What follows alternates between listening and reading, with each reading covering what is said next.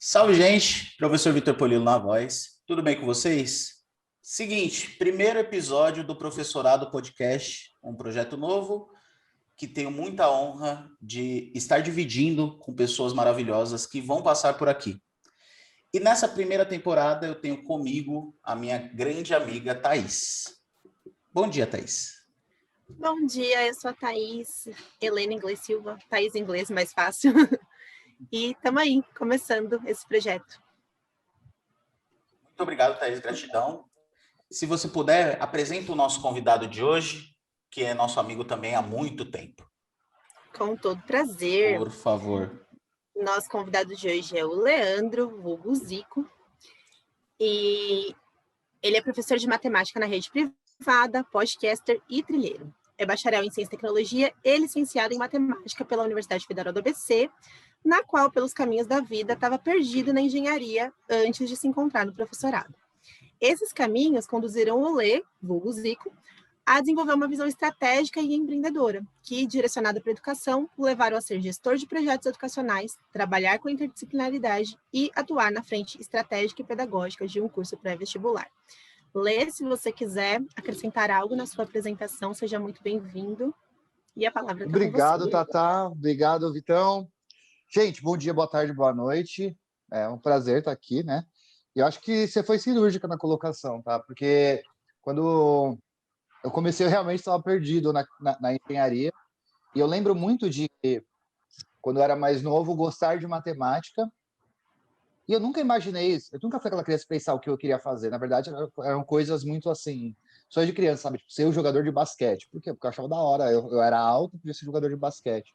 Eu nunca tinha pensado, sei lá, nas carreiras tradicionais. E eu lembro que um dia uma tia minha falou: o que você vai fazer quando você crescer? Porque o meu primo, que era o filho dela, o mais velho dos primos, tinha acabado de entrar na faculdade de Direito. Aí eu pensei, bom, para estudar, eu gosto de estudar matemática, eu vou fazer matemática. E ela falou assim: nossa, que desperdício, você é tão inteligente, vai fazer matemática? Aí eu pensei, pô, não posso ser um desperdício. Aí eu fui fazer engenharia para não ser desperdício, né? Então eu realmente estava perdido na engenharia. E graças a Deus me encontrei como educador, como professor de matemática, e consegui mudar esse rumo, né? Então acho que você foi pensamento muito cirúrgica, principalmente essa fala de estava perdido na engenharia. Massa, Zico, da hora.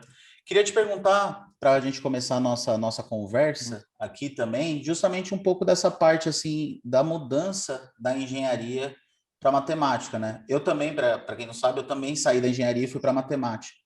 Mas quando que você se deu conta mesmo que você queria seguir a carreira do professorado, né? Quando você falou, eu quero dar aula, e se você sabia da matemática antes de dar aula, ou você queria dar aula e depois você descobriu a matemática? Hoje eu brinco, para responder a sua última pergunta primeiro, né? Que eu gosto de trabalhar com educação. Então, as minhas aulas, alguns alunos até brincam, que falam assim: nossa, você parece muito mais professor de ciências do que de matemática. Porque eu gosto de trazer uma visão interdisciplinar em vários quesitos, sabe? De tentar trazer discussões que... Então, eu uso a matemática como ferramenta de transformação, né? Mas, por conversar bem na ciência como um todo, eu me daria bem em química, física, talvez até em biologia, porque são áreas que eu gosto muito. Mas eu comecei a trabalhar com educação, foi meu primeiro trabalho, foi como plantonista na escola de um professor nosso, né? Você chegou a trabalhar lá depois. E nessa época, alguns amigos falaram: meu, vamos criar um cursinho para ajudar os alunos de escola pública? Então, eu e mais 3 amigos, a gente criou um projeto que chamava Leva, que era Lecionando entre Voluntários Amigos. Então, era um curso para alunos de escola pública lá na Zona Leste de São Paulo, né? E era aos sábados e domingos. E a gente, cara, tirava leite de pedra, a gente conseguia um patrocínio, a gente tinha R$ 300 por mês para poder pagar passagem de professor, pagar alimentação para os alunos, pagar xerox e coisas do tipo. E eu adorava. O meu final de semana era lotado, eu raramente tinha disponibilidade no final de semana, porque eu sempre estava lá, porque eu tinha que cobrir professor, então eu já dei aula de todas as disciplinas possíveis, acho que só inglês que não, mas já cobri todos os professores possíveis, né? Porque era aquilo, faltava alguém, o aluno podia ficar sem aquele conteúdo. E aí ia lá correr atrás para poder tentar tentar cobrir esse buraco. E aí chegou o um momento que eu, na engenharia, comecei a estagiar e fui trabalhar na área de engenharia, fui para supply chain e tal, e eu não estava sentindo... Eu gostava do que eu fazia, mas eu parei de fazer o que eu gostava, né? Eu sempre falei isso. E aí, no final de 2015, eu vi uma postagem no Instagram que eu tinha feito lá atrás, na época que eu comecei o cursinho, que era: e você, o que você está fazendo para mudar o mundo? E eu estava no metrô olhando isso, e bateu muito na minha cabeça, assim, do tipo, cara, eu sempre prezei muito e discuti muito sobre o ajudar as pessoas, né, sobre fazer alguma coisa melhor para o mundo, e hoje o que eu faço, na época eu trabalhava na PepsiCo, hoje o que eu faço é dar dinheiro para a indústria, sabe? Não que não seja importante no nosso sistema tal, a galera gosta de todinho tal, mas isso não faz bem, né? E aí eu comecei a refletir e pensar, mudar o que eu queria na minha vida. E aí, nesse mesmo período, um dos donos do cursinho, né, que o Vitor trabalha hoje, que era o Luiz, na época, ele estava começando um projeto da NOC, e aí eu comecei a me aventurar, mas participar mais como um amigo para dar conselhos sobre como foi o meu cursinho voluntário. E aí acabou que eu acabei falando, não, é isso, educação é o que eu quero, e larguei tudo, né? Então foi esse caminho, basicamente. Foi eu perceber que eu queria fazer alguma coisa em que eu visse sentido e que eu visse um retorno para a sociedade. Eu acho que a carreira de professor é muito isso, né? A gente tem na mão um poder de transformação social absurdo. E é diferente do que eu fazia na engenharia. Então, para mim, foi essa a mudança. Lê, fala um pouquinho, por favor, porque você disse, né? Um dia eu estava pensando sobre isso, e aí algumas pessoas podem ficar com a impressão de que, putz, foi um estalo, mas eu acho que nunca é só um estalo, né? Não. Eu acho que é sempre processo, né? Então, se você puder falar um pouquinho de perceber isso, até tomar a decisão, foi um processo fácil para você se desprender da engenharia e identificar o caminho? E aí depois você falou que chegou no cursinho mais como um amigo que dava apoio. Como é que foi o seu processo de profissionalização dentro da educação também? Sim, foi um processo bem longo. Eu lembro, em 2015, eu trabalhava na fábrica de Guarulhos, e metade da fábrica estava indo para Sorocaba, né? E eu, como planejador, eu sabia disso, mas era um projeto que, assim, eu estava guardando as 7 chaves e as pessoas não podiam saber. E eu só sabia porque eu comprava insumos para a produção. E eu não poderia comprar mais insumos porque a fábrica ia estar fechada, e aí ia mudar a fórmula, ia ter várias mudanças por conta dessa mudança, né? Desde embalagem, tudo. Então eu tinha que saber disso. Na época, inclusive, a gente estava sem liderança, então eu era um dos analistas mais experientes na turma, então eu acabava tomando a frente de tudo isso. E para mim era muito absurdo olhar para aquilo e eu saber que as pessoas que eu conhecia na fábrica estavam fazendo planejamentos e eu não podia chegar para ela e falar assim, cara, daqui 6 meses você vai ser mandado embora, né? E eu olhava muitas vezes, quando eu via notícias e coisas do tipo, e eu começava a criticar muito as coisas, tipo, caramba, ninguém faz nada para mudar, ninguém faz nada para mudar. E aí eu comecei, durante muito tempo, ficar me questionando, mas o que eu faço para mudar, né? E assim, obviamente, talvez seja posso parecer uma grandiosidade de pensar que, nossa, como professor você vai mudar o mundo, mas se você mudar o mundo de uma pessoa, você já mudou o mundo para alguém, né? Eu acho que ir para a educação foi muito disso. E aí eu lembro que quando eu olhei essa postagem no Facebook, eu lembrei da sensação que eu tinha quando eu dava aula e quando eu desenvolvi todo aquele projeto no cursinho. E aí eu falei, não, voltar àquela sensação foi muito a resposta para as ansiedades e para os questionamentos que eu estava fazendo nos últimos 1 ano, 6 meses ali, né? E aí eu comecei a pensar, nossa, talvez eu queira voltar a trabalhar com educação. E aí, quando eu comecei a conversar com o Luiz, a conversa foi muito do tipo, você já teve um cursinho, a gente está querendo montar um cursinho, você não quer dar uma ajuda pra gente, assim, dar umas dicas? E aí eu fui mesmo, tipo, como um brother. A gente começou a conversar sobre o cursinho e depois foi tomar uma cerveja, sabe? Então eu passei o sábado com eles, dando dicas, a gente fazia isso, a gente fazia aquilo. Nosso cursinho funcionava porque era de graça, mas a gente tinha esses problemas. Tá? E aí eu comecei a sentir muito mais tesão em fazer isso do que no que eu fazia no dia a dia. Aconteceu que aí chegou no final de 2015, em dezembro, eu falei para minha chefe que eu queria sair, por conta dessa mudança da fábrica, ela pediu para eu ficar mais um pouco, eu acabei ficando até março, e aí em março eu comecei a trabalhar full time só no cursinho. E aí, para mim, isso foi um grande baque. Primeiro, o salário, obviamente, porque era um projeto que estava começando, não ganhava quase nada. Eu comecei a ganhar 10 vezes menos do que eu ganhava, literalmente. E quando eu cheguei no cursinho, eu falava que eu era professor, a mudança das pessoas na reação era muito absurda, assim. Eu lembro de ver a diferença de status, né? Quando você faz o quê? Eu trabalho com engenharia. Todo mundo, nossa, que legal. Você é professor. O semblante das pessoas fica até triste. E não é zoeira, assim, do tipo, nossa, tem que ter paciência, né? E é muito louco isso, porque todo mundo fala que admira a educação, que acha que a educação é sensacional, mas quando você fala que é educador, todo mundo tem dó de você. É um sentimento triste. Bom, e aí, continuando, eu comecei a trabalhar na parte da coordenação do projeto. O projeto começou a expandir, a gente era em 2 coordenadores, eu e um outro coordenador, que era o Júlio. Mas nesse meio tempo, eu comecei a perceber que o que eu mais gostava de fazer era estar na sala de aula. Então, eu estava muito feliz quando eu estava na sala de aula, e quando eu saía da sala de aula para fazer qualquer coisa burocrática, era um parto, era chato, e eu falei, meu, não é isso que eu quero. Então, foi quando eu decidi largar toda a coordenação, toda a parte administrativa do projeto e focar só em educação, né? E aí foi quando eu falei, eu também quero conhecer outros modos de educação. Então, eu comecei a procurar escolas para tentar entender. Eu sempre tive preconceito com o ensino fundamental, porque eu achei que eu nunca ia conseguir me adaptar no ensino fundamental, por sempre ter trabalhado com cursinho. E hoje eu trabalho com fundamental e sou muito feliz, assim, né? Então, foi basicamente essa mudança.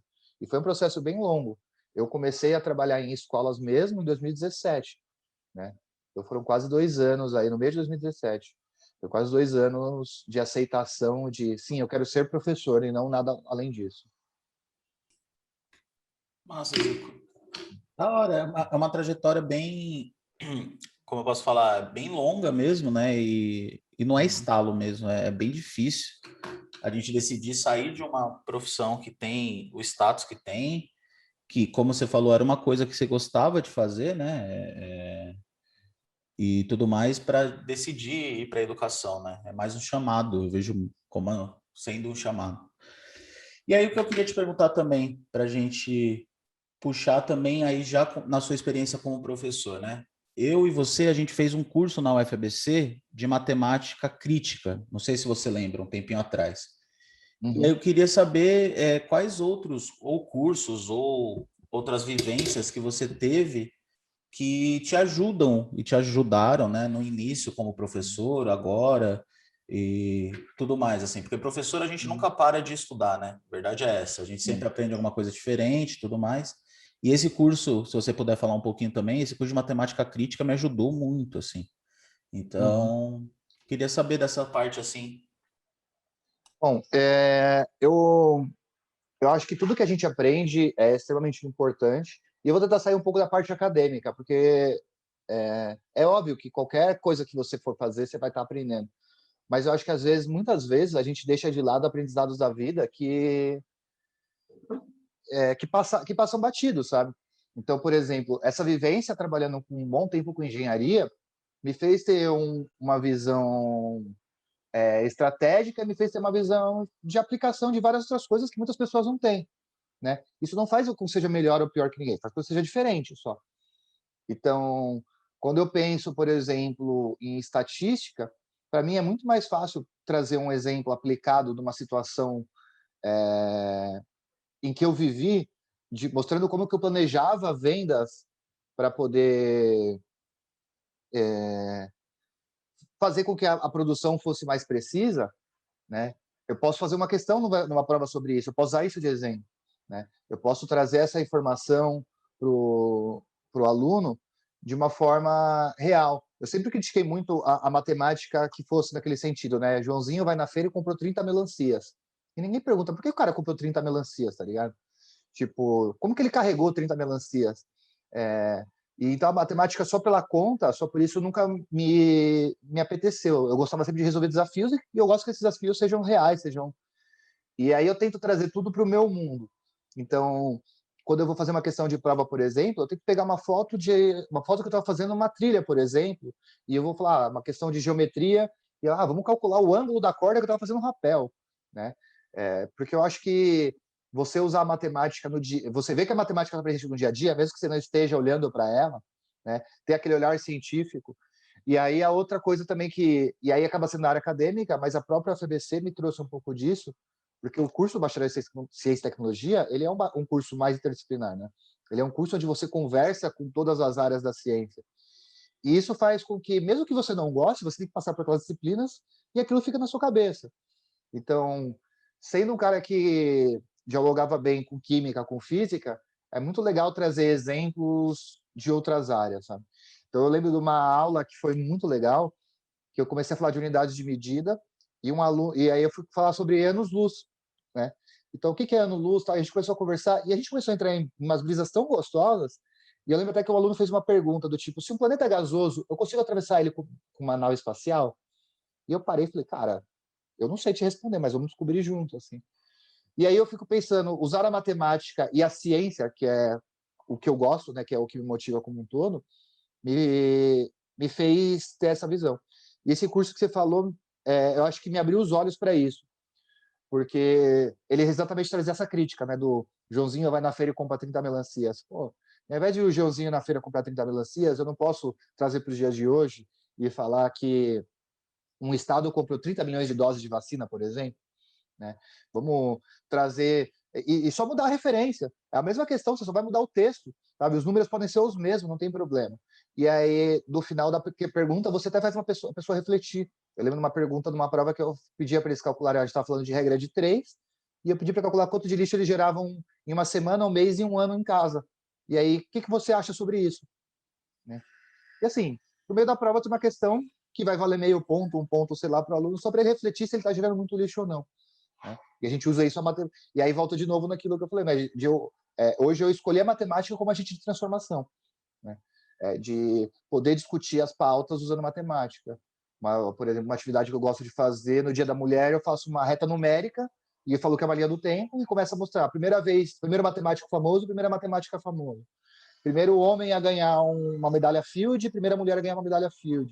E a gente vai comparando. Por que as mulheres estão sempre depois dos homens na ciência? Né? E às vezes tão longe. O primeiro homem a ganhar a medalha Field foi em 1936. A primeira mulher foi em 2014. Né?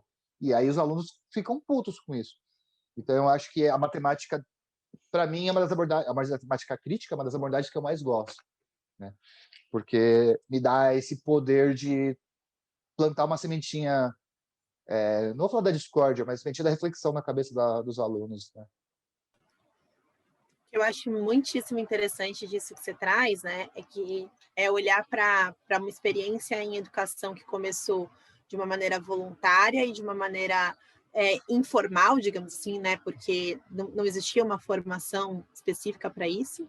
E pensar em como que isso plantou uma semente que te fez buscar uma formação e um aprofundamento para exercer essa profissão com mais propriedade, né? E claro que isso vem com a experiência, com a vivência, né? Acho que, como somos todos professores aqui, a gente sabe que cada ano em sala de aula é um ano que nos prepara mais para o próximo, né? Mas que também não é só a vivência, é também buscar a formação, né? A formação é sempre muito importante. E aí, quer seja ela acadêmica, quer seja ela em cursos de extensão e etc., quer seja ela de ter um olhar amplo para que estamos sendo formados o tempo todo nas nossas vidas, né? Então, acho muito interessante essa experiência que você traz. Obrigado. E eu concordo muito com você, né? Eu acho que, voltando na frase que o Cato também tinha falado, né? De estar sempre aprendendo, né? O professor não para de estudar, não para de aprender, né? Em outras profissões, você consegue ficar mais estagnado, como é que eu posso dizer? Academicamente, né? Às vezes Eu você acho gosta... que Pode falar. hoje em dia não, né? Não deveria, pelo menos. Acho que hoje em dia, no mundo que a gente está, todas as profissões precisariam estar se atualizando constantemente. Eu concordo com você, mas na indústria, dependendo da área que você vai, se você gosta de onde você está, você pode ficar ali tranquilamente. Tá? Tem lugares, por exemplo, principalmente quem vai trabalhar na linha de frente, né? Tipo o chão de fábrica. O moleque que está no chão de fábrica, o máximo que ele vai aprender é mexer numa máquina nova, entendeu? E se a pessoa está confortável com aquilo, né? E se ela não tem condição de buscar, né? Obviamente as carreiras de mais prestígios, aí a pessoa tem que ir correndo porque é um puxando o tapete do outro, ou são poucas vagas, enfim. né? Mas eu vejo muita diferença da época que eu trabalhava com engenharia e da época que eu virei professor. O aprendizado, a curva de necessidade de aprendizado é muito maior, né? Porque eu lembro uma comparação que eu vi quando você olha, por exemplo, um advogado defende uma pessoa por vez, né? O arquiteto, ele desenha um projeto de cada vez. Às vezes ele tenha vários projetos. O professor está falando com uma sala de 20, 30, 40, 50, 100 alunos ao mesmo tempo, né? E ele vai ter que saber ao mesmo tempo lidar com esses 100 clientes que estão à mesma forma, né? Porque se você for comparar qualquer outra área, o seu aluno não deixa de ser o cliente dele ali. Ele está fornecendo ali de alguma forma, não gosto do fornecer conteúdo, mas enfim. E basicamente você tem que lidar com 100 pessoas diferentes. 100 pessoas em ritmos diferentes, em pensamentos diferentes, em crenças diferentes. E você vai ter que saber lidar com tudo isso, né? E você buscar conhecimento, você buscar, porque o que você planeja para hoje pode funcionar para a turma de amanhã, né? A piada que você fez hoje não vai funcionar com a turma de amanhã. A crítica que você fez hoje não vai funcionar com a turma de amanhã, né? Até isso, até o seu pensamento vai mudar. E às vezes você vai usar uma piada que você vai perceber que ela foi ofensiva. E aí você vai ter que arrumar um jeito de consertar isso, de corrigir isso, né? Então tudo isso é um grande processo de aprendizado e necessita, né, que você busque informação para isso. Eu concordo, eu acho que também é por aí. Eu acho que um pouco do que a Thaís tentou trazer é justamente da velocidade que as coisas estão mudando, né, nos dias de hoje. Cada dia aparece alguma coisa nova e a gente tem que estar bem atento a isso mesmo, né, em todos os lugares, em todas as profissões também. É claro que tem algumas que ficam menos expostas a essas mudanças, né? Acho que esse é o ponto principal. Mas massa, é isso. Toda essa experiência da matemática crítica que a gente teve me ajudou muito também. E eu acho que as questões de matemática do tipo encontre o X, sabe? Eu acho que elas também têm seu valor, né? De mudança de Sim. pensamento e tudo mais.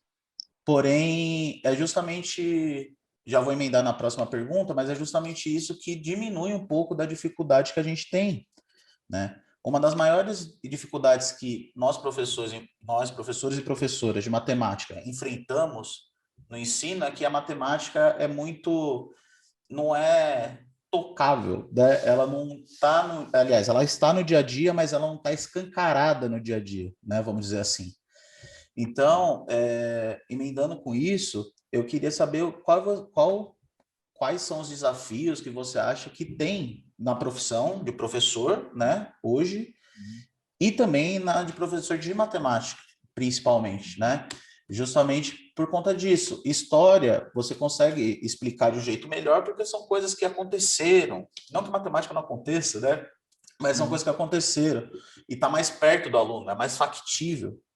Às vezes, matemática não, né? Como equação de segundo grau, como logaritmo, que a gente sabe que tem a sua importância, mas para o estudante de hoje, eu tenho calculadora, eu tenho um computador, qualquer coisa eu programo ali e resolve para mim meu problema, entendeu? Queria Uhum. que você falasse um pouquinho disso, mano. Eu acho que o maior desafio da educação, e aí parece clichê falar isso, tal, mas eu acho que é importante a gente sempre falar isso, é a valorização, né? Ser professor hoje em dia é ato de resistência. Eu acho que e aí as pessoas falam, nossa, tem que gostar muito da profissão. E tem mesmo, cara. Porque rolou na internet aí, né? Uns vídeos do João no Big Brother, né? A gente tá gravando agora, tá acontecendo o Big Brother ainda, mas, enfim. E ele falando que ele dava 20 aulas por semana, né? E ele ganhava 2.000 menos. Ele gastava R$ 30 por dia, por passagem, 30 na ida, 30 na volta, ou seja, R$ 60 por dia, né, para essas 20 aulas, e ele não tinha vale transporte, nada, então esse dinheiro que ele gastava de transporte era abatido do salário dele, né? E hoje o professor é muito desvalorizado em todas as esferas, né? Primeiro financeiramente, então, assim, você tem pouquíssimos professores que ganham muito bem, né? Em escolas que, sei lá, cobram 5, 10 mil a mensalidade, e aí você vai ter uma porcentagem mínima de professores que ganham muito bem, mas a grande maioria dos professores ganha muito mal, ganha na faixa de 10, 12, 15 reais a hora a aula. E aí são pessoas que trabalham de manhã, de tarde, às vezes até de noite, né? E assim, trabalham só no trabalho de sala de aula, eu falo, não falo nem do trabalho extra-classe, porque as pessoas acham que também professor é chegar na sala, vomitar o conteúdo e ir embora, né? E esquecem que, às vezes, numa aula de 1 hora, você gasta 3, 4 horas para preparar essa aula, né? Às vezes você quer preparar atividade, você quer preparar experimento, você quer preparar discussão, você quer pesquisar informação para trazer aquilo, né? Não é tão simples quanto chegar lá e falar. Por mais que a gente já tenha aquele conteúdo assimilado, né? A gente quer fazer sempre o melhor.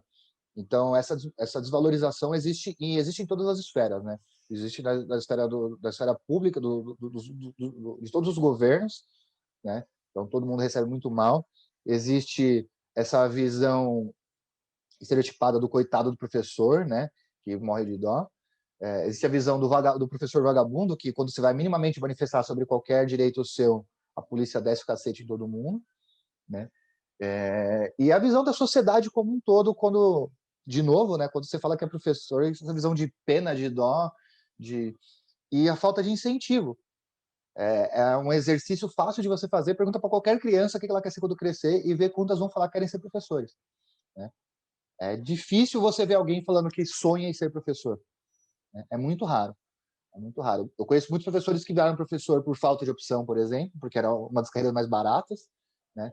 E aí você vê até exemplos de coisas que aconteceram. Uma universidade que fez uma propaganda que era, com o curso de pedagogia que estava muito barato, era torne-se professor e complemente sua renda, tá? Então, eles usaram a educação como um bico, né? Então, se uma universidade que vende a formação trata o curso desse jeito, né? Imagina como a pessoa, o profissional que sai dessa graduação vai se sentir. Então, para mim, acho que a maior dificuldade, né, da educação é isso, essa valorização que não existe. Por mais que todo mundo fale que admira professor, todo mundo fala, nossa, quando chega dia 15 de outubro é sensacional. Isso dá vontade de chorar no Instagram, de tão linda que são as mensagens, né? Todo mundo lembra dos professores que teve e tudo mais, mas ninguém valoriza. Então, quando uma pessoa contrata uma aula particular, por exemplo, a pessoa fala o valor, a pessoa fala, nossa, mas está muito caro. E aí você não para pensar no quantas aulas essa pessoa tem que dar para minimamente sobreviver. Não vou nem falar viver bem. Às vezes, para sobreviver, tem gente que cobra R$ 20 a hora a aula, por exemplo, né? Uma aula de 1 hora e tem que ter, tipo, 10 alunos para ganhar R$ 200, entendeu? E o trabalho que é conseguir esses 200 alunos e tudo mais. Então, não rola valorização, em nenhuma esfera.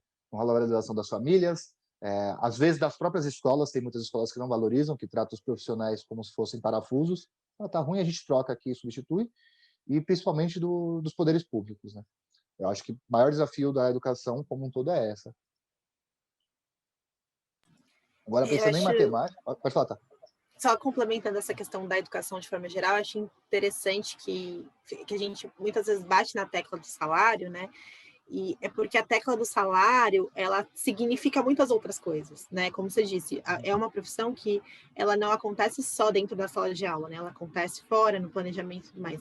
Então, quando a gente tem cenários de professores, e eu já fui essa professora, e imagino que vocês também já tenham passado por isso, que dá aula nos 3 períodos, né? Que atua manhã, tarde e noite na sala de aula, de fato, há muito menos tempo disponível para esse preparo, para esse planejamento que é necessário, que é demandado na profissão. E a gente não dá aula manhã, tarde e noite só porque a gente gosta, né? É também por uma questão salarial, é também por uma questão de complementar renda, né? E então a gente bate muito na tecla do salário, mas porque ela significa muitas outras coisas. Ela significa que se você tem um salário melhor num único emprego, você consegue dedicar todos os seus esforços, né? E se concentrar em desenvolver aquilo. E se você precisa distribuir em 2, 3 períodos, seus recursos também são diminuídos, né? Exatamente. Eu sempre faço um exercício, tá?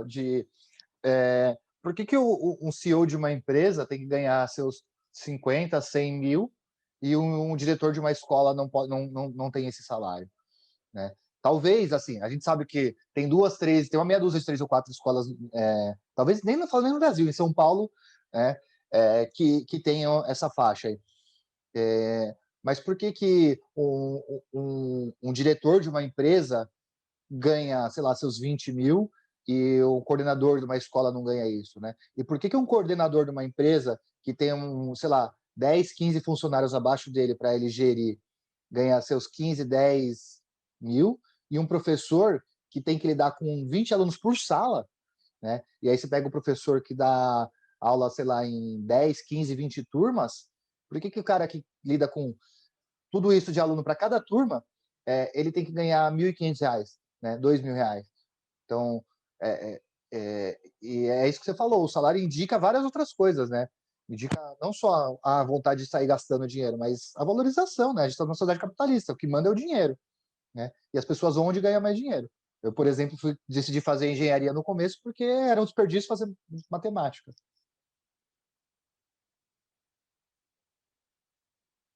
Você ia falar especificamente da matemática, Lê.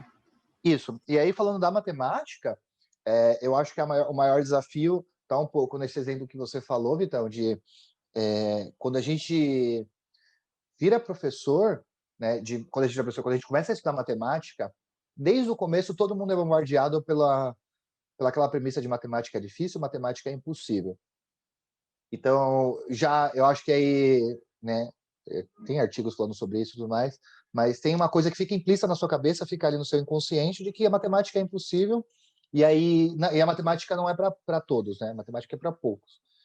E aí já tem um estereótipo também da pessoa inteligente, quem é inteligente é quem é bom em exatas, né? Então você vê, a gente mede a inteligência das pessoas por um teste de QI, que é um teste de lógica, né?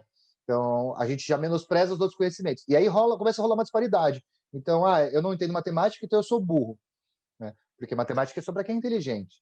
E eu não entendo matemática por quê? Porque desde o começo ou eu não tive prazer em aprender matemática, ou eu tive medo em aprender matemática, ou eu não consegui entender a abstração da matemática, né? Que aí também foge de outros. Porque a matemática a gente tem muito disso, né? Quando eu falo dois, todo mundo entende que é dois. Eu não preciso falar 2 bananas para você entender que é uma quantidade. 2 é um número, né? Mas é muito louco que é difícil abstrair isso. Eu lembro uma vez numa palestra de um professor que trabalhava com crianças com síndrome de Down, por exemplo. E elas tinham dificuldade dessa questão de abstrair. Então, um professor pegava e falava assim, contava os dedos, né? 1, 2, 3, 4, 5 dedos. Aí ele falava assim, mostra 2 dedos para mim. O aluno, né? A criança, ela ia e apontava o segundo dedo, porque ela não conseguia compreender a diferença do 2 de posição e do 2 de quantidade, né? E isso acontece, por exemplo, na cabeça de uma criança que tem algum déficit, a questão do síndrome de Down, por exemplo, né? E extrapolando isso, quando a gente fala de uma equação de segundo grau, né, é uma coisa totalmente abstrata, né? Quando você coloca lá x² menos 5x mais 6 igual a 0, são poucas pessoas que olham para aquilo e conseguem compreender. Eu, por exemplo, durante muito tempo na escola não conseguia compreender aquilo. Eu achava legal resolver, mas eu não entendia para que servia uma equação, né? Porque eu passei, né, e o Vitão também, ajudou na mesma escola, por uma educação totalmente focada em vestibular. Então você não tem que saber para que serve isso, tem que saber resolver para poder passar numa prova. E é o que eu critico muito nas minhas aulas hoje. Não, eu faço questão de que você entenda que aquilo tem uma importância. Nem que seja aquela resposta fatídica de, não, isso serve para você criar mais sinapses, né? Mas é importante você saber isso, porque vai desenvolver algum raciocínio na sua cabeça. Mas a parte abstrata da matemática, junto com todo esse medo e esse caos e esse estereótipo de que a matemática é só para pessoas inteligentes, para mim é a maior dificuldade que o educador da matemática vai enfrentar. Eu concordo, acho que é por aí também. E tem esse ponto de quem é bom em exatas, inteligente, etc., não deixa de ser verdade. A gente é mesmo. Mas a diferença é que você que é bom em humanas também é inteligente, você que pinta muito bem também é inteligente, você que é bom em artes, em qualquer outra coisa, né? Eu acho que isso é um ponto bem ruim, bem duro da nosso sistema educacional, né? Que o nosso jeito, vou até além do que você falou, o nosso jeito de medir inteligência, além de ser só exatas, é vestibular, né? Basicamente isso. Então, se você passou no vestibular, né, que tem até aquela coisa, nossa, seu primo está fazendo física na USP. Falando a verdade para vocês que estão ouvindo, física nem é um curso tão concorrido na USP. É porque o nome da física parece, nossa, ele é incrível, entendeu? Tem outros cursos, tipo psicologia, é muito mais concorrido do que física. Psicologia, se eu não me engano, é o 3º curso mais concorrido da USP. Então, esse parâmetro é errado para para julgar a inteligência de alguém. Mas se ele fosse usado, nem assim estaria correto falar que um cara que fez física é mais inteligente do que um que entrou para psicologia, por exemplo, Os né? cursos de artes, por exemplo, especialmente aqueles que têm prova específica, né, prova técnica, eles são muito concorridos e eles não são tão valorizados, por exemplo, né? A gente não valoriza as artes de forma geral enquanto sociedade, o que é um absurdo, porque a gente consome arte o tempo todo, né? A gente vive em Netflix da vida e a gente consome música e várias outras formas de arte, de criação cultural, e a gente não valoriza essas profissões. Nem um pouco. Se você for olhar nas carreiras mais concorridas em qualquer vestibular, tirando medicina que está sempre em primeiro lugar, porque tem um status social absurdo, boa parte dos outros cursos são áreas voltadas para exatas, né?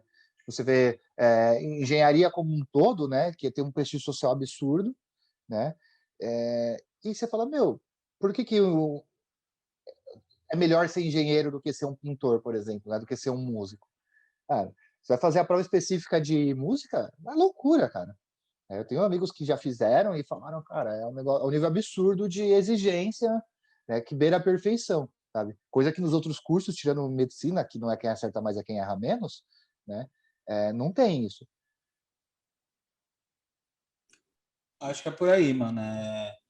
É muito difícil mesmo. Uma coisa que eu acho também que dá uma dificultada também no nosso trampo é a base, né? A base um pouco mal feita pelo sistema, né? Eu falo isso muito para os meus estudantes, eu dou aula ainda só para pré-vestibular, mas isso não é culpa zero dos professores, né? Zero mesmo das professoras. É culpa de um sistema que faz com que, justamente como o Zico falou, que a matemática, além de ser aquele bicho de 23 cabeças, né? Além disso, ela não é dada de uma maneira correta, na minha visão. Não pelos professores, mas pelo sistema de ensino em geral. Então, a base chega muito mal, né? Eu até brinco, quando eles têm aula comigo, com a Thaís, com o Zico e etc., de assuntos mais, vamos dizer, difíceis, né? Eles acabam entendendo, só que eles pecam justamente na conta de divisão, na conta com fração e etc. Então, e a progressão continuada e tudo mais, né? Acaba virando uma bola de neve. E na minha visão, acaba virando uma bola de neve em tudo também. Talvez em história ele também não entenda bastante coisa, só que acho que não chega a ser visível como matemática, entende? E aí ele acha que matemática não é para ele. Nossa, já ouvi muitas vezes isso e com certeza vocês também. Você faz o quê? Sou professor. Ah, professor do quê? De matemática. Nossa, odeio matemática, não é para mim, né? Então, acho que entra muito nisso também. Eu acho total, eu concordo plenamente com você, né? E muito disso, às vezes, é até da questão da alfabetização mesmo. Quantas pessoas, não vou falar analfabeto funcional, mas que chega num nível que quase beira isso, de não conseguir entender um exercício, né? Não conseguir entender.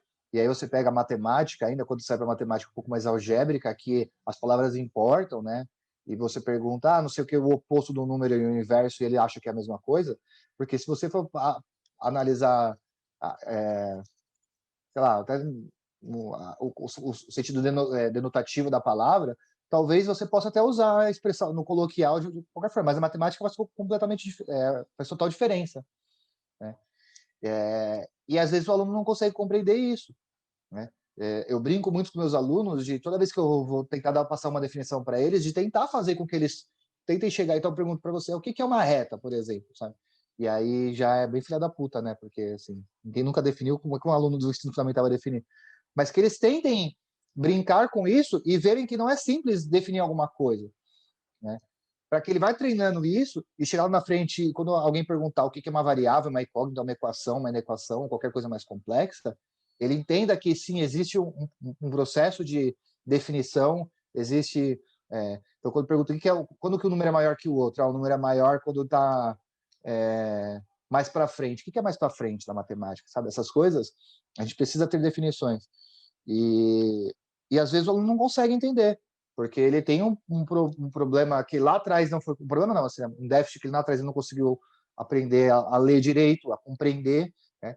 Às vezes você pega alunos, quantos alunos a gente pega no cursinho que leem como uma criança de segundo, terceiro ano, que não consegue ler 3 palavras na sequência, sem gaguejar, né?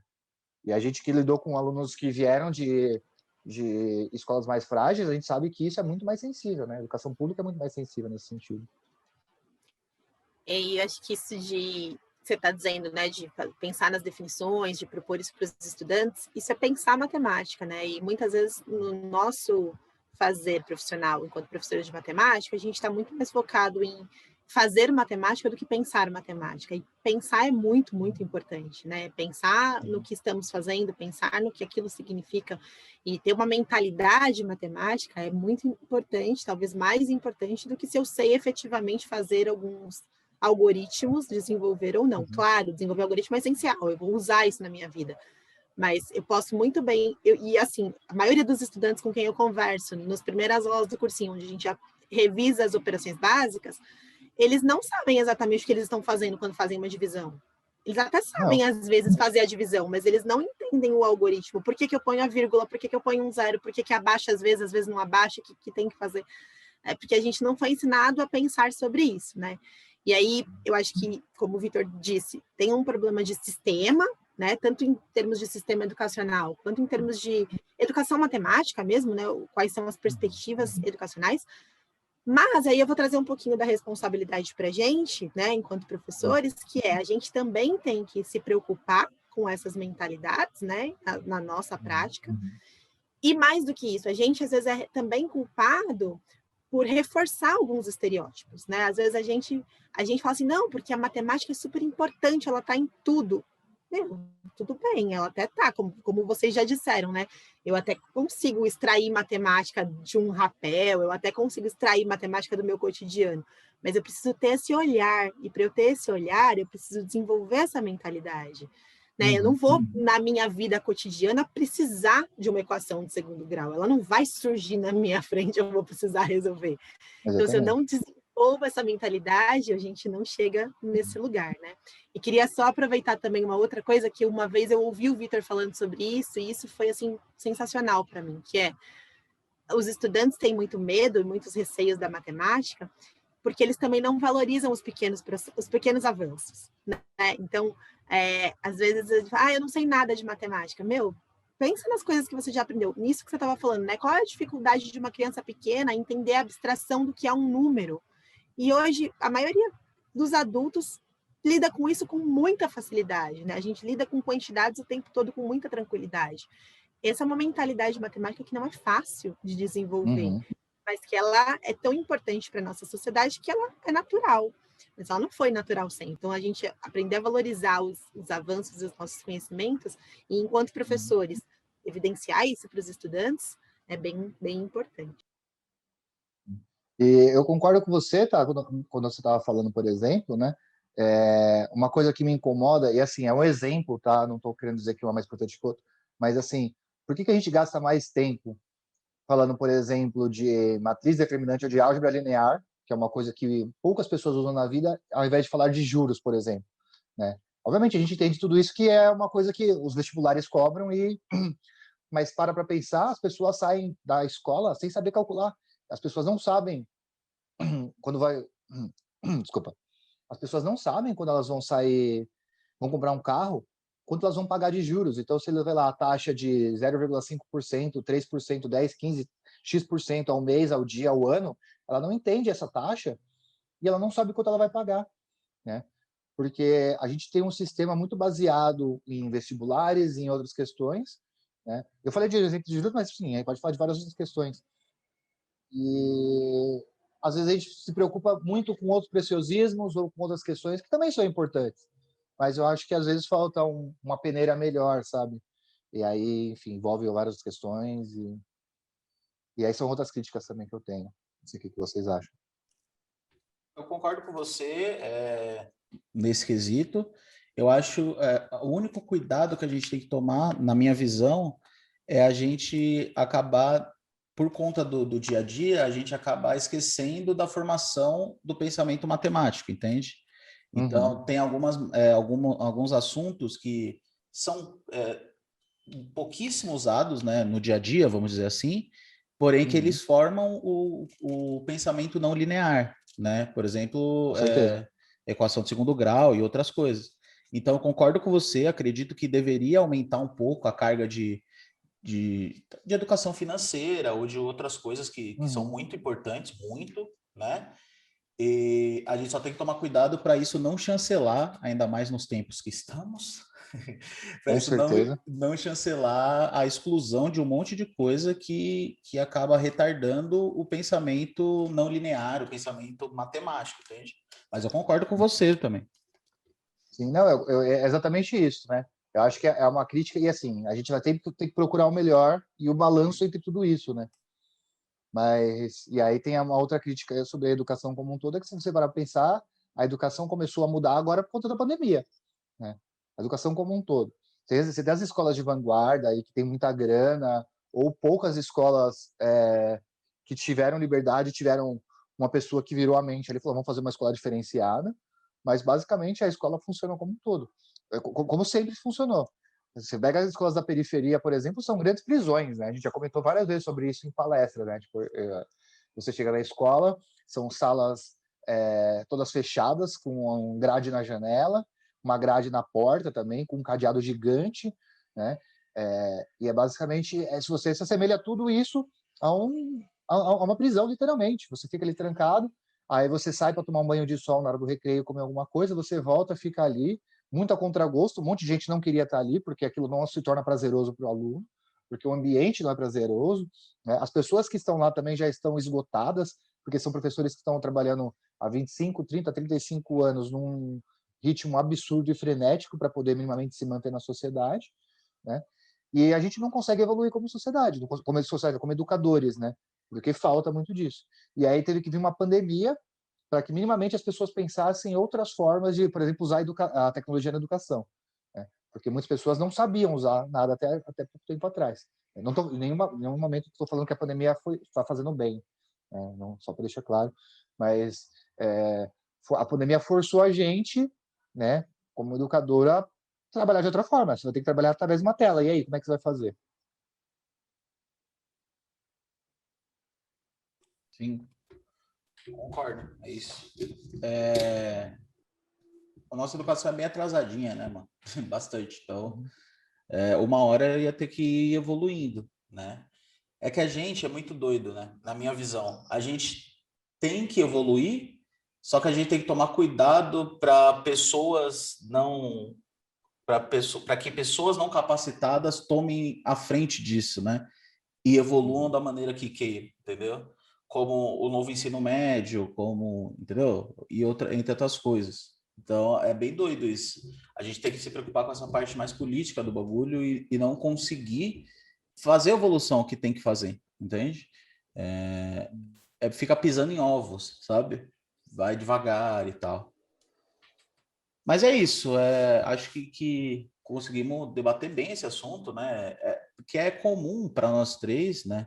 Principalmente da educação em geral e de matemática também, né?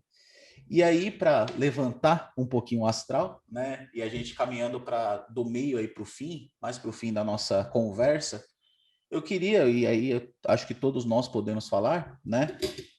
Mas eu queria saber para você, Zico, o que é ser educador para você, né? A gente é professor, a gente é educador, enfim. Mas para você, o que você tem como... Ah, essa pessoa é educadora, é uma educadora que eu me espelho, ou qualquer coisa desse tipo. Para você, o que é ser educador? Eu acho que ser educador, para mim, é ser uma ponte, né? Eu gosto muito do termo construir conhecimento, né? E aí você acaba levando o aluno, e aí levando, assim, mostrando para ele os caminhos, né? Para que ele possa encontrar as ferramentas para construir o próprio conhecimento dele, né? E aí, quando eu falo em conhecimento, todo conhecimento teórico,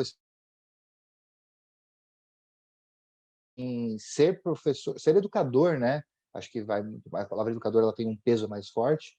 É isso, é você mostrar portas, né? Mostrar caminhos, indicar quais vão ser mais fáceis, quais vão ser mais difíceis e dar ferramentas, né? Então, você pode ensinar o aluno a usar a equação de segundo grau e usar, usar a forma de Bhaskara ou usar subproduto e falar para ele, tome a decisão de qual você vai usar em qual momento, sabe? Eu estou te mostrando as duas. Se você não quiser usar só uma, beleza. Se você quiser usar só outra, beleza. Mas saiba que existam as duas, né? E se você expande isso para outras esferas, é a mesma coisa. Então, eu acho que eu resumiria dessa forma. É alguém que abre portas e que mostra caminhos. Eu acho muito bonito no exemplo que você traz, né, do Bhaskara sobre o produto, é que no nosso caminho enquanto educadores, a gente não pode impor caminhos, né? A gente precisa mostrar caminhos. E é isso, por mais que, e aqui a gente tem essa discordância, né, de quem prefere Bhaskara, quem prefere sobre produto, por mais que a gente tenha as nossas preferências pessoais, a gente mostra diferentes caminhos, é nosso papel, né? Não dizer, olha, segue aqui, mas dizer, olha, existem estas possibilidades, né? E eu acho que isso dentro da matemática, e aí eu vou um pouco extrapolar também que não só na matemática, né? Mas de forma geral, para pensar sobre questões da vida, para nortear decisões mesmo pessoais, profissionais, futuras. Acho que é por aí também. A gente é mais a gente a única eu falo isso para os estudantes, né? A única coisa que a gente tem mais que eles é tempo. É só isso, né? No estudo de uma faculdade ou de qualquer coisa. Então é facilitar esse caminho mesmo, né? Pro conhecimento em si. De todos, né? De todos os tipos de conhecimento. Então, o professor de música, o professor de artes, o professor de pintura, de cavaquinho, de violão, de qualquer coisa, de inglês, de espanhol, francês, matemática, geografia, né? É isso que a gente faz, né? E além de toda a função social que a gente tem, que isso me assusta um pouco quando eu paro para pensar, saca? Que tem muita gente que leva a gente como exemplo de alguma coisa, né? Pode ser que exemplo de superação de alguma coisa, ou exemplo ruim, né? Às vezes tem aquele pessoal que fala, pô, você lembra da dona tal? Nossa, professora chata, etc. E acaba levando isso durante muito tempo, né? Acho que professor mais do que muitos familiares, inclusive, é uma pessoa que acompanha os estudantes o resto da vida. Não presencialmente, pode ser, mas pô, daqui 40 anos, daqui 30 anos, talvez ele esteja na praia e fala, oh, você foi meu professor tal época, tá ligado? Então, tipo, e é bem importante isso. E é bem assustador de pensar nisso de vez Eu em ouvi quando. uma frase uma vez que fala que o professor talvez seja a profissão que menos compreende o tamanho do alcance da sua voz. Porque você fala uma coisa, e aí é exatamente o que você falou. Se você errar, você vai propagar o erro. Se você acertar, você vai propagar o acerto. Se você fazer uma crítica, você vai propagar a crítica.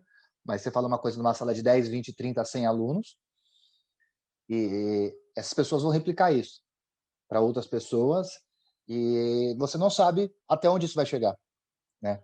Às vezes uma fala sua pode chegar no presidente da Indonésia, porque foi repassando para outras pessoas até chegar lá, né? Pode chegar no morador de rua daqui da esquina, né? E às vezes uma fala sua pode ajudar tanto o presidente da Indonésia quanto o morador de rua daqui da esquina, né? E a gente nunca vai ter noção desse alcance. Talvez minimamente quando você chegar lá no futuro, né? Alguém te encontra e fala, nossa, então você é o fulano, eu ouvi muito falar de você porque você contou para isso, tal, né? Então, tem uma história, e aí eu vou pedir a licença, Vitor, se eu estiver errado você pode me corrigir, que você me contou da sua mãe quando você foi fechar a conta dela no banco, que o gerente do banco foi aluno da sua mãe, né? Eu acho que talvez a sua mãe, cara, ela se foi sem saber do quanto ela foi importante para esse gerente, né? Porque é isso, ela não tem noção da importância da voz dela, né? Talvez assim, a gente sabe que é importante, mas eu tenho noção do alcance. Essa história que o Zico comentou é que em 2013 a minha mãe faleceu, né? E eu e a minha irmã, a gente começou a correr atrás das coisas, fecha a conta em banco, faz inventário, aquelas coisas, né? Mais burocráticas que a gente tem que fazer quando um parente falece e tal. E aí eu fui fechar a conta da minha mãe no Banco do Brasil, né? E levei a certidão de óbito e tudo. E o gerente que me atendeu, eu falei que era para fechar a conta, e quando ele leu o nome da minha mãe na certidão de óbito, ele ficou muito, muito emocionado, assim. E aí eu percebi, eu falei, tipo, tá tudo bem e tal? Ele falou, a dona Marília, né, que é o nome da minha mãe, dona Marília me ajudou muito, foi minha professora, conheci no Peliciotti, que era uma escola aqui da Zona Leste de São Paulo, quando minha mãe trabalhou como professora e diretora, né, e tudo mais. Aí eu, tipo, voltei e contei para minha irmã e tal. Aí ele ficou profundamente emocionado. E a minha mãe, isso foi em 2013, né? Como eu falei, 2013, 2014, né? E a minha mãe trabalhou no Peliciotti na década de 80, né? Então o cara, tipo, lembra da minha mãe dessa época aí. Ele devia ter uns 40, 50 anos, né? 50 é muito, uns 40 anos por aí, né? E lembrou da minha mãe dessa época, entende? Então é bem isso, mas a gente não sabe. Às vezes um caso, eu fui pagar uma conta na Caixa Econômica do shopping do Plaza, né? E uma estudante minha, ex-estudante minha, trabalhava no caixa. E aí eu vi que ela ficava me olhando, só que eu não lembrava, porque ela era da turma de sábado, né? E é a turma que eu menos encontro presencialmente, vamos dizer assim. E ela me olhou assim e falou, professora, eu falei, você, tudo bom e tal. Aí eu lembrei. E isso vai acontecer muito com a gente que é professor durante muito tempo, né? Durante muito tempo. E é isso. Calma, calma, calma, que eu sei que vocês querem ver as perguntas rápidas com o Zico. Mas isso só vai acontecer na semana que vem, na quinta-feira, às 8 horas da noite. Então deixa seu like, compartilha esse episódio e semana que vem a gente volta com as perguntas rápidas com o Zico e a Thaís. Professorado Podcast, hein? É nóis! Massa. Então, acho que é isso, né? Vamos encerrando por aqui. Queria agradecer muito a presença, Zico, a disponibilidade de ter aceito o convite, né, para esse novo projeto que estamos começando, né? Agradecer bastante mesmo e deixar o espaço aberto para você fazer suas considerações finais, passar redes sociais, você também tem um podcast, né, e tudo mais. Fique à vontade para falar o que acha que deve e muito obrigado de novo pela presença. Bom, eu que agradeço, acho que é um prazer enorme estar aqui, não só pelo projeto, né? Acho que sim, o projeto é sensacional, mas estar com duas pessoas que eu gosto muito, porque eu acho que eu não posso falar da minha carreira como professor sem falar de vocês dois, né? Eu acho que a gente se complementa nessa situação, porque como em várias situações juntos vocês, né, juntos ou separados, vocês contribuíram para que eu chegasse até onde eu cheguei.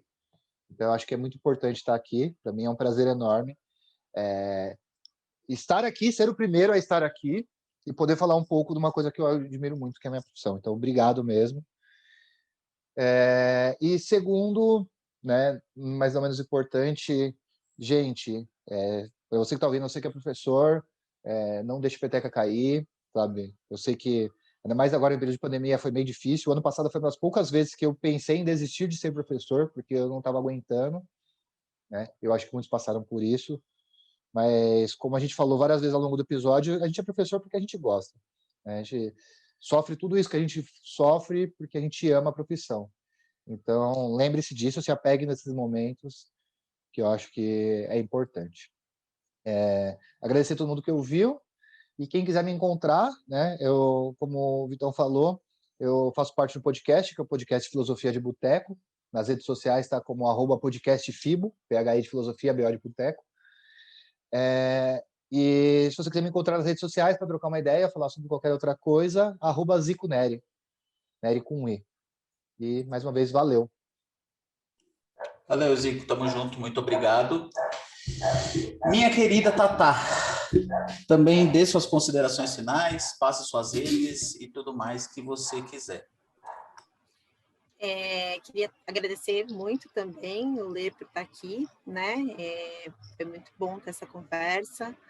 Acho que dessas considerações sobre pandemia. Tenho certeza que em algum outro episódio, em algum outro momento, a gente vai falar mais sobre a pandemia, porque é algo bastante presente na nossa profissão hoje, né? Infelizmente ainda hoje, né? Infelizmente isso não ficou em 2020. E com relação a redes sociais, Thaís Inglês em todos os lugares, é só procurar, especialmente na Twitch, que é o lugar que eu estou mais hoje atualmente. E queria dizer que a conversa não para aqui, tá? Então, que se tudo que a gente conversou hoje tocou alguém, ou se alguém quiser conversar com a gente, estamos totalmente disponíveis para receber mensagens, para ouvir, para trocar ideia, porque acho que o mundo é uma sala de aula, né? Então, a gente está aí para aprender e para trocar sempre. Só um parênteses, você falou disso, eu lembro da frase do José Pacheco, né? Que escolas são pessoas. Então, onde tem pessoas, a gente tem escolas. Eu adoro essa frase. É isso. Gratidão, Tatá, você também, por abraçar o projeto e estar comigo aí nessa primeira temporada. Vamos que vamos. Bom, gente, eu sou o professor Vitor Polilo. Minhas redes sociais são todas @professor Vitor Polilo, principalmente o Instagram e o TikTok, né? E também o canal no YouTube. Se você está no Spotify, aqui, aquela coisa, né? Se você está no YouTube, ouve também no Spotify, tá bom? Que vai estar lá como Professorado Podcast. Se você está no Spotify, dá uma moral para a gente no YouTube, tá? É youtube.com/professor Vitor Polilo. Beleza? Então é isso. É só a primeira participação, que foi a do Zico. E o Zico vai voltar aqui outras vezes, com certeza. E a gente se vê daqui 2 semaninhas. Tá bom, gente? Muito obrigado. Um grande beijo e até o próximo episódio. Até Valeu! mais.